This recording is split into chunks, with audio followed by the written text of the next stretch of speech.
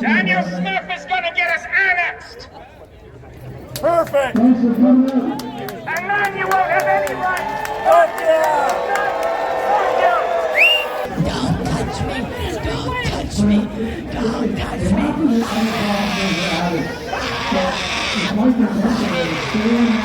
If we separate, it's going to be an austerity government. They're not going to fund healthcare. They're not going to fund civil services. They're not going to take care of people. You guys don't want to converse, right? There's no discussion. So as you saw, that was a little bit of a spicy intro. I went down to the Alberta Independence Rally on Saturday, May 3rd. My initial plan was to go down there and record most of the presentations and then maybe do some interviews with attendees afterwards. And it did cross my mind that maybe there might be a few counter-protesters. So I thought if there were some counter-protesters, I could go over and give them a chance to speak and get the other side of the story. When I showed up, there was a large group of Indigenous off to the side of the legislature steps. They were being quite loud and disrupting the rally, but I thought that once the presentations got going, maybe they'd be respectful and quiet down and let the speakers speak. So I'm going to play a couple minutes of the presentations just so you can get an idea of what was going on at the rally. I understand the audio quality is not very good, so you can always just skip ahead. It's just a couple minutes. When I get into the crowd and start interviewing people and filming the interactions, the audio quality is actually a lot better. We'll hear how Canada cannot be fixed, how unity can help us achieve our goals, how you can be the voice of this movement as well, and I think you're doing that being here today, and how we can move forward and how independence is inevitable here in Alberta.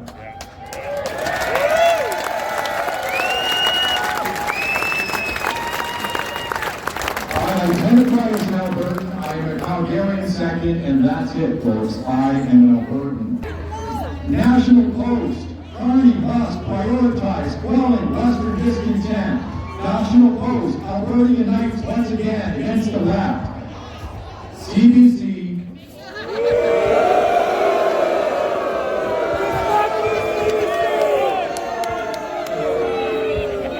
Daniel Smith's reform is nudging Alberta separation vote from if towards when. I was not a separatist when I first moved here. But I soon realized as a former Ontarian, I just didn't understand the grief Alberta had endured from the East for decades.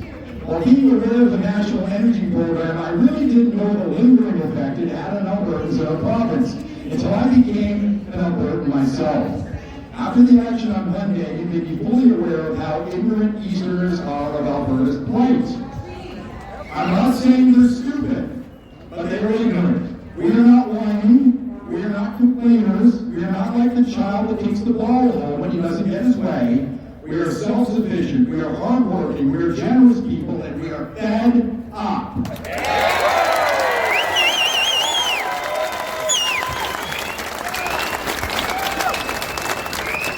This isn't about who won the election. Something else I've read online since Monday. This is about respect. We learned it, but we get none. For decades, this province has been asking for respect.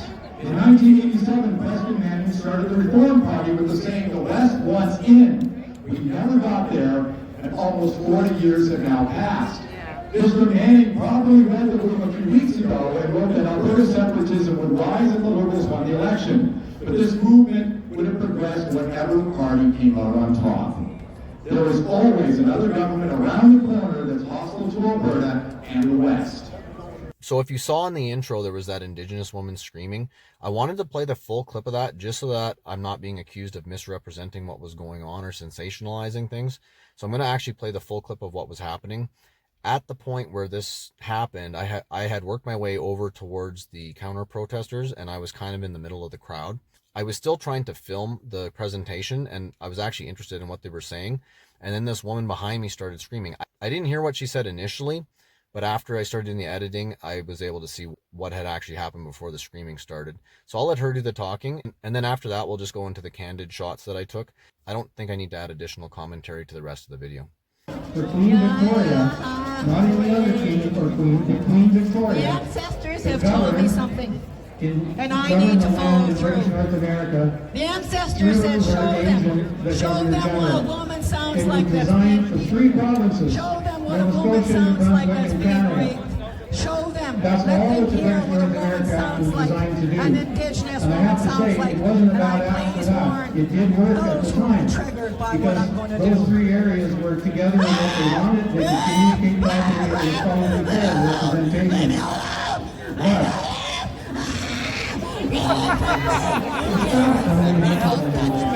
Don't touch me. Don't touch me. Don't touch me.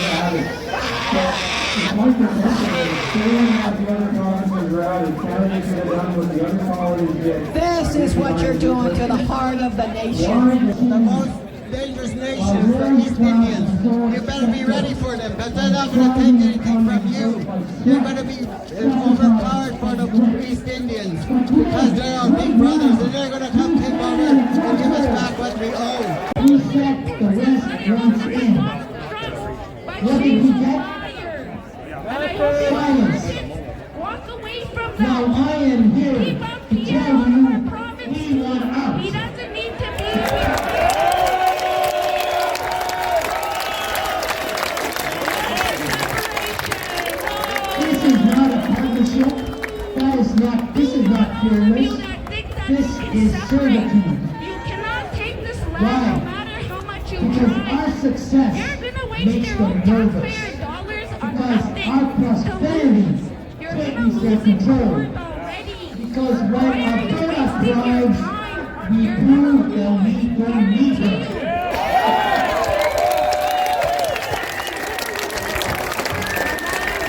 It's time to decide. Will we continue to be ruled by distant elites? Or will we stand tall, as the pioneers did before us, Which and I chart don't our own follow. path?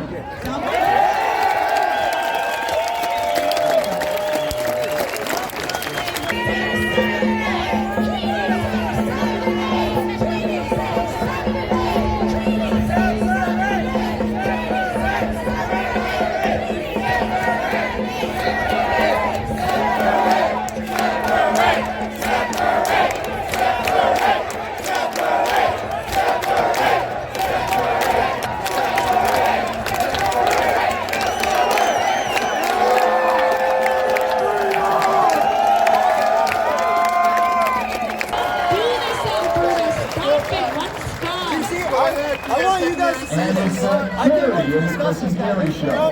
Because we're talking about how the Alberta Prosperity Project is collecting contact information. But because I'm not Indigenous, even though I am, I'm a First Nation. I'm a First Nation. Harry, assign I'm that a Indigenous. But because I'm white skinned. Hey, look, I'm white too. Look, I got Dr. Cruz on my hands. Look at me. Look. I want to start. Hey, I wish I could be white. I don't have blue eyes and blonde hair. I'm not white enough for him. I'm not white. I'm not white. That's the truth. I say it again, this is not truth and reconciliation. We need to confirm that they're satisfied with the plans of the electorate and make that This is solution. not truth and reconciliation. This is not truth and reconciliation. You start opening your heart. You start opening your mind there, buddy. You know this is 26 unseated wrong. When you guys go home, you're going to live right to Indigenous people. So Carney stole from us. Oh, yeah, you already know. $50 billion. and then DC, they paid George Soros, paid them $50 billion. And that's why all the protesters were going for dirty oil. Yeah. And then we had to shut down our pipelines.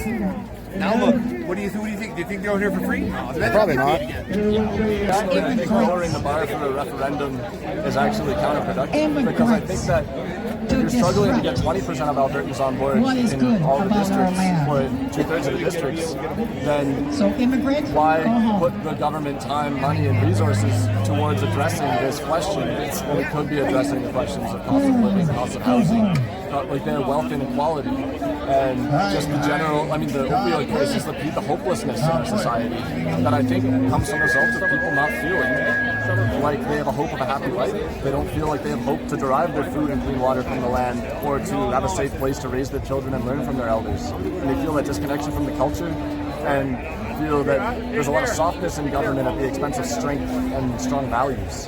I think that ultimately we are a relatively peaceful and stable nation, and I think the framework we've got, we could leverage it to get better. Well, this referendum might work in the favor for that. It doesn't mean we're going to separate. Maybe we can just get some leverage from the federal government. And just have a good conversation, get people out talking to each other again. I think a lot of people stayed home after the pandemic, got used to watching TV on the couch. Yeah. But awesome. what about you? Well, thanks, man. What do you got on that paper there? And let it be known that our natural law will never be governed by maritime law. We are not corporations. We are nations. We are going to end the Indian Act and the AFN betrayals. We reject the Indian Act. It has divided our peoples, empowered corruption, and weakened our nation. We reject any so-called grand chief elected by backroom deals and closed-door councils. No more colonial elections. No more chiefs voting for chiefs. We are returning to the clan system, the council fires, the matriarchs, and the warrior societies that have protected our lands and our homes for time immemorial. To the Assembly of First Nations has betrayed us.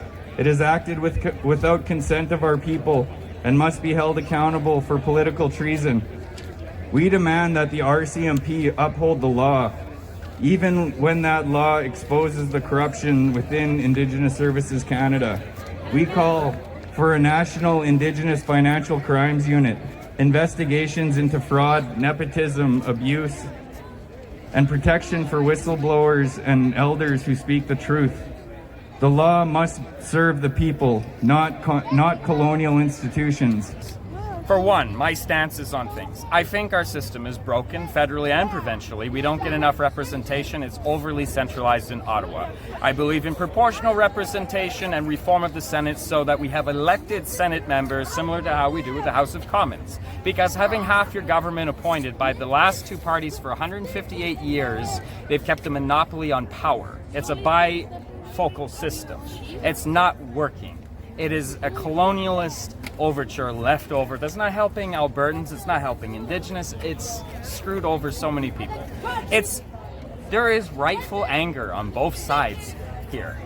There is. We struggled against fascism overseas, and there are legitimate right-wing movements that are being overtaken by populism and fascism, undercut, suppressed. It's not democratic and fair to them. It's not democratic and fair to the opposition. And that's what I'm worried about with separation, is that we're going to be led down a path of manufactured voting, the referendums especially. 176,000 people is needed to pass a referendum via Daniel Smith's proposition. 10% of the voting populace last election.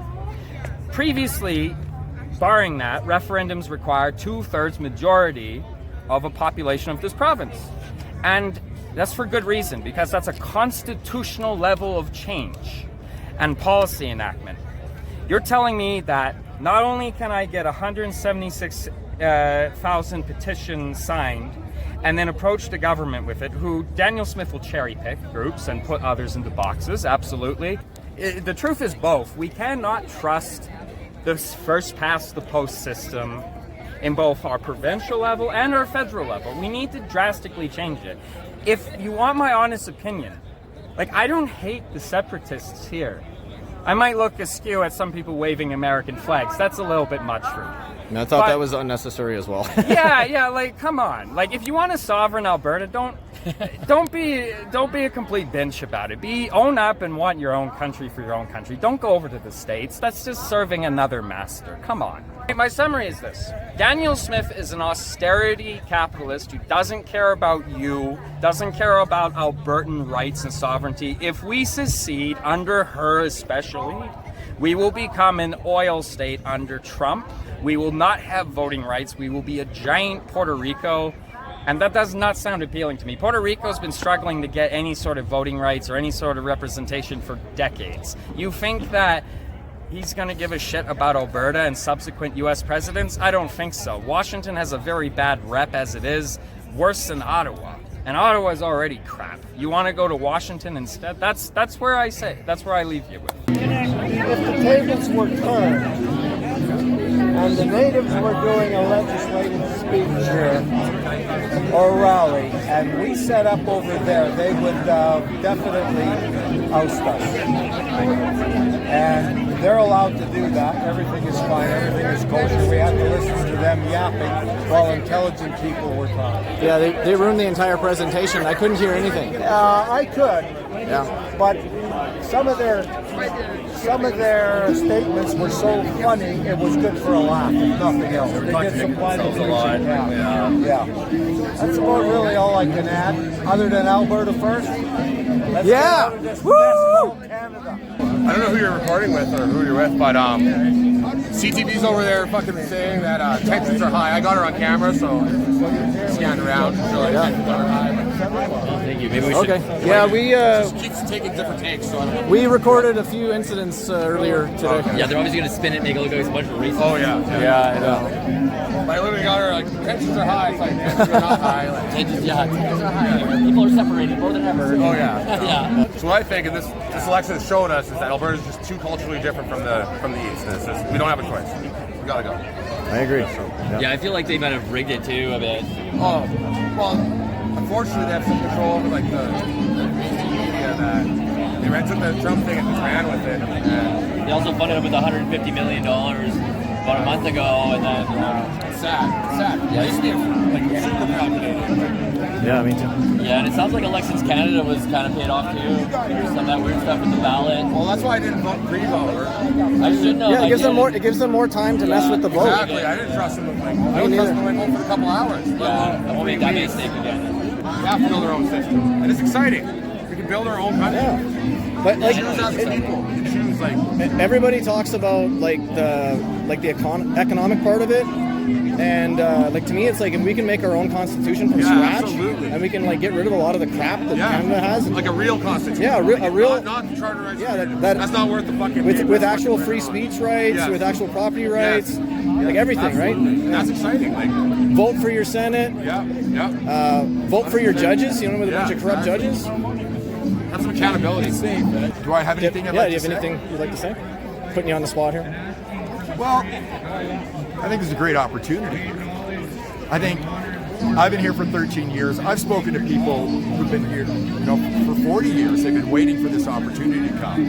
And I think the last 10 years have put us in this position. The Justin Trudeau years, the net zero years, the carbon tax years, and this latest election have really opened the eyes of Albertans. Like I said in my little speech, this isn't about who won the election. I think this would have come anyway. There's always another tyrannical government down the road that's going to do the same thing to us. Fool me once, shame on me. Fool me twice, fool me once, shame on you. Fool me twice, shame on me. Wasn't that George Bush? What's that? Wasn't that George Bush? No, Won't get fooled again. But that's the saying. We've been saying that for years. We've been fooled year after year after year after year. Shame on us for letting it happen to us. It's time to change. Yeah, that's why I feel separation is pretty much the only way, because it's not going to change. No. Unless we change it. No, I think the opportunity is now. I think there's a good chance. I think we can do it too. Yeah. We've got to watch out for the headwinds. There's going to be people pushing back. Oh yeah. Well, like these guys. Well, they're probably that's mainly the NDP, I think. It's got to be funded, man. Yeah. We haven't even had a chance to talk to them yet, so they're going to get a good deal. We sit down with them because we need them on side. I don't understand. I mean, for years they've been abused by the Canadian government. There might be something better on the other side. Absolutely. Hopefully, it's why not at least see what the offer is before you try to reject everything and shut it all down. Everybody's welcome in Alberta. They'll probably get a better deal than with the federal government. Everyone will. The thing is they haven't even heard the offer yet. This is a knee-jerk reaction. They're probably afraid, and that's fine. It's nice meeting you. Yeah, thank you. Thank you, sir. Thanks, guys. Thanks, bro.